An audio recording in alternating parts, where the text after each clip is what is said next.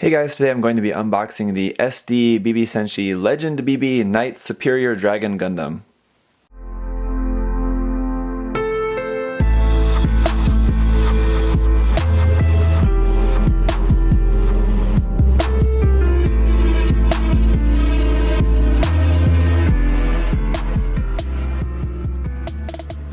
So just want to start off by saying a big thank you, as always, to MindFenix Hobby Store for sending me this kit to share with you guys. I'm actually really excited to check out this kit.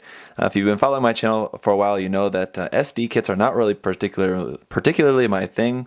I'm also not really too much of a fan of knights or dragons or gold plating, actually, to be honest. But this kit, for some reason, I don't know, it looks really cool to me. I did take a peek inside. Usually, like when you guys see me opening the kits, the boxes here in these videos, that really is like the first time I'm opening the kits. For this one, I did take a peek inside already and looked at that.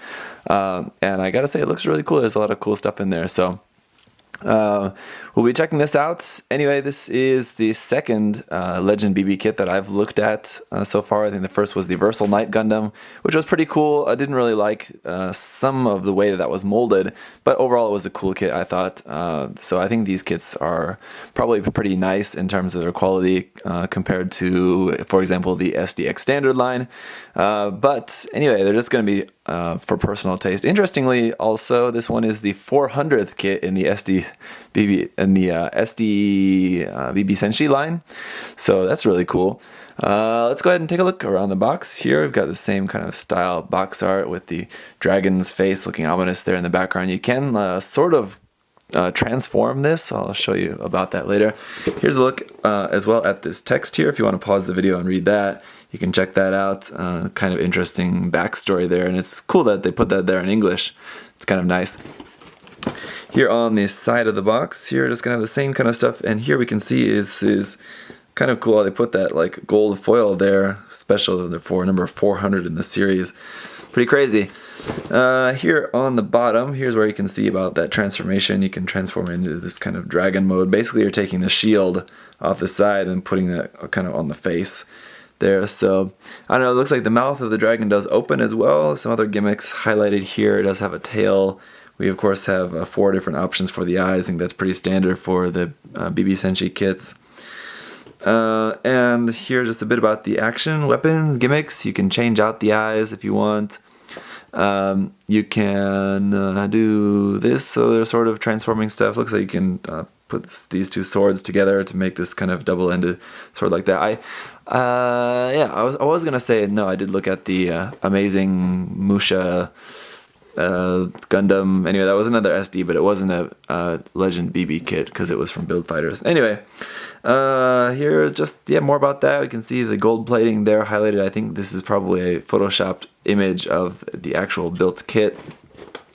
Here's just showing you about what you're gonna have in the box here. These are what you have for weapons, kind of there, weapons and accessories. And what the kit is going to look like just out of the box with the stickers, and then a bit about the gold plating there. List price for this is going to be 2,500 yen, definitely more pricey, but obviously the reason for that is going to be quite obvious here. We have this gold plating, and what I like about this gold plating is that it's definitely a more orangish tone of gold, so I think it looks a little bit different. It doesn't look like the gold that we usually see on kits. It definitely has a little bit more yellowish, orangish color to it, so I think it's a little bit nicer color for that. We are going to also have some gray parts here, as well as the red parts, and the red parts are actually gloss injected, kind of like a sparkly gloss, which is also kind of cool. We'll take a look at that. It does come with a stand, which I always love, so this time the stand is a clear orange, so that's good news. Gold polycaps, some injected silver there, some more red, and there is our foil sticker. So we'll take a look at all of that individually momentarily. Here's a flyer for GBWC 2016. And then here we're going to have the instruction manual. Here I imagine that Japanese there is possibly the same Japanese, that same story that was on the outside of the box in English. Now it's in Japanese, I think. I'm not going to take enough time to translate that to check it, but we just got some art there, the name there. Again, on the back, an illustration there of it, so that's kind of cool. Because of the superior name in this, I'm guessing this is somewhat based off of essentially the S Gundam, which the Superior Gundam, but obviously loosely there's going to be very little resemblance there, I think. It's kind of cool that the dragon form is actually kind of a hydra there. It has like the 3 heads. The shoulders kind of also turn into dragon heads, apparently. So there's that. Just a little bit there at the bottom. There's some other SD kit. I don't really know what the connection is with that, but I'm sure one of you guys can tell me. Inside, I think this is also pretty usual here. The Legend BB kits, I think, usually always come with this sort of comic. So comic featuring the kit. Going to our parts list here, we can see going to be using everything here. As far as I know, it's a totally new kit, so shouldn't be any parts left over, including all the polycaps. So no waste is always good. The construction is going to start off with the head first, and then move on to, looks like the arms, the torso there. It's very short step there. Arms, legs, putting the body together there. Then onto the wings and tail, all the parts for the backpack, basically. And then the base, and then just the weapons there, the swords, and all of that, and then just a bit about the transforming. And then back on our color page is going to be transforming the weapon there, and then here is how to transform it into the kind of dragon mode. So apparently it's got, looks like pegs that are going to fit into the Gundam's head, where those are the Vulcans on the head, basically. So let's go ahead and take a closer look at the runners.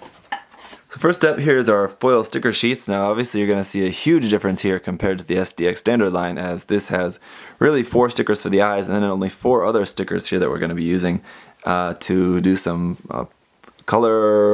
small color parts. I believe these are the eyes for the dragon. These ones, not quite sure, but anyway, very minimal in terms of the foil stickers for this kit. For polycaps, we have a PC303 here, molded in a kind of dullish gold color. It's not the normal sort of gold injection. It's a little bit more dull, a little bit more like brownish almost. And then we do also have PC7 as well for a few extra polycaps here, just molded in plain gray. And then our BA0 base, this is just a very simple kind of action base that is included with kits sometimes. I really wish that Bandai would include this with more kits, but you know, I don't know. Here's hoping anyway. This is in a nice clear orange. I think should match the overall tone of the kit really nicely. So here's runner A, this very nice plated gold here. And it's plated really nicely all the way around. So there are some parts here in the back of the parts you can see. So like where it's just kind of silver. So basically what they do is they just spray a silver first and then a clear, in this case it's sort of like a clear yellowish orange color. So a really nice color here for this, I think. Should look really good with all the red on there as well. And one other thing that I probably should mention here is that it doesn't appear that pretty much most all of the parts are not undergated at all. So you are going to have to be really careful when cleaning up the nub marks. With it being an SD, usually the nub marks are not as bad, but you are still going to be able to see some nub marks here on these gold-plated parts. Unfortunately, not sure why they wouldn't have undergated this, but that's just the way it goes, I guess. Here's runner B1 in a kind of darkish red color here for all of our red parts. As I said, this is gloss injected. It's sort of a kind of sparkly, let's see if you can see that. It's a kind of sparkly red gloss injected into here, and this is also, I think, glossy, has like a gloss finish to it. So I think this runner is sprayed with a gloss finish on it, so all the parts are like really glossy, shiny already just as you get it here. So again, these parts are also not undergated, but with them not being plated, at least you're not going to lose as much when trying to clean up those nubs, but again, just going to want to be a little bit careful.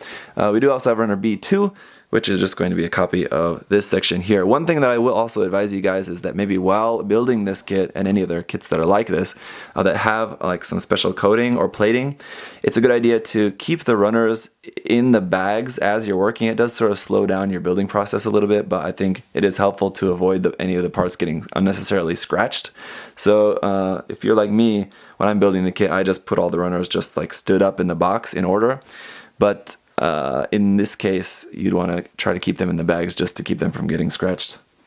Then we have runner C1, nothing too exciting this time. It's just all in a regular gray color, no special coating or plating or anything here this time.